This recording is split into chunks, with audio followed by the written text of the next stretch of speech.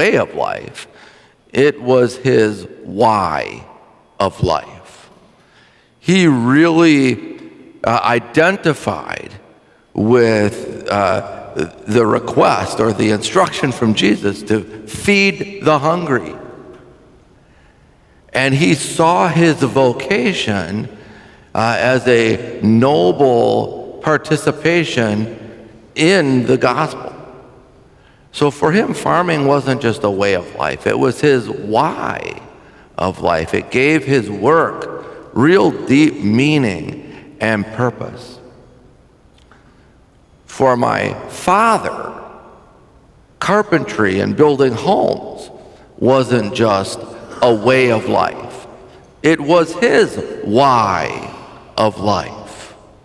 I remember many conversations with my dad about how a house should be designed and constructed so that it would be welcoming, so that it would bring people together, reduce stress and anxiety, and create incidents for connection and conversation and communion. He really felt that his work, when done well, was the building of a church where people gathered to be in communion with one another. It wasn't his way of life, it was his why of life. And I hope that my children look upon their father and see that his work was not just a way of life, but a why of life. Applying gifts and talents to inspire minds and move hearts and stir souls. And now that I have a grandson, Emmett, I hope Emmett looks upon his father and sees that medicine and healing aren't just his way of life, but his why of life.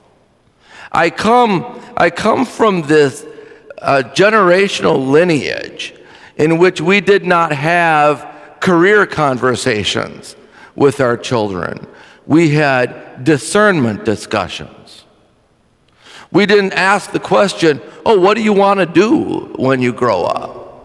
We asked the question, what gifts and talents do you have that bring you great joy? And how can you use those to lift up others and bring joy to others? That was the conversation. And it's the same conversation that Jesus is having in the gospel this morning. The disciples come to him and they identify needs in the world. They say, look at all these people here. They've been with us all day. They're hungry. They're tired. Let them go so that they can go off and fend for themselves. And Jesus asks them, he asks us, right? This gospel story isn't about a historical event of a couple thousand years ago. It's every bit as much an instruction for you and me. So he asks us, what gifts do you have to feed them? There are people with needs. What gifts do you have to feed them? And the disciples, of course, respond, well, we got a couple fish and a few loaves of bread. And Jesus' response is, well, that's a good start. Let's start there. Let's start with what you got and just start sharing it, and let's see what happens. And of course, we know how the story goes. We get it. And so we call it a miracle of multiplication. But I don't know if that's really what Jesus would have called it. I don't know if Jesus would have called it a miracle. I think he might have just called it how God works. This God who turns an acorn into an oak. This God who turns a worm into a butterfly.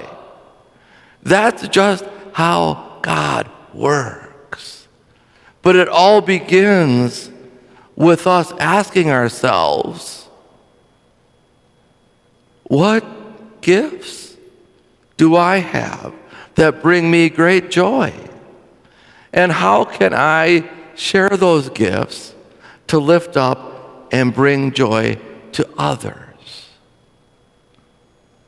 It's a great gospel to have on this Father's Day weekend. And we have a creator God. We have a creator who goes by many, many names, but one with which we are most comfortable and familiar is God as Father. And what is the way of life? What is the why of life for our Father? Except to share the gift of life and love, the gift that brings great joy to God and great joy to us, to share the gift of life and love. And that was passed to his Son and the next generation. And what gifts does Christ himself give us? What gifts brought him great joy? The gift of being, the gift of presence. We have so many stories in our scripture of Jesus being present with other people, being present in the breaking of the bread, being present in conversation, being present in hospitality and welcome, being present with us. So the gift that he passes to us is the gift of his very real presence, the substance and essence of his life broken open and poured out. And he says, do this. Take the gifts you have. Take the gifts you have and break them open and pour them out and bring great joy to other people. Do this, he says. Do this in memory of me. And it's a beautiful and wonderful invitation. And we spend our whole lives chasing the question of why. Why am I here? Why? We know what we do. We know how we do it. But philosophers have written libraries full of books chasing the question why. And it's so simple right here in our scriptures, in our liturgy. The why, Jesus tells us, why do we do this? Well, it's to love one another, to love God, to love neighbor itself, to love one another, Jesus says, as I have loved you, to lift each other up in life and love.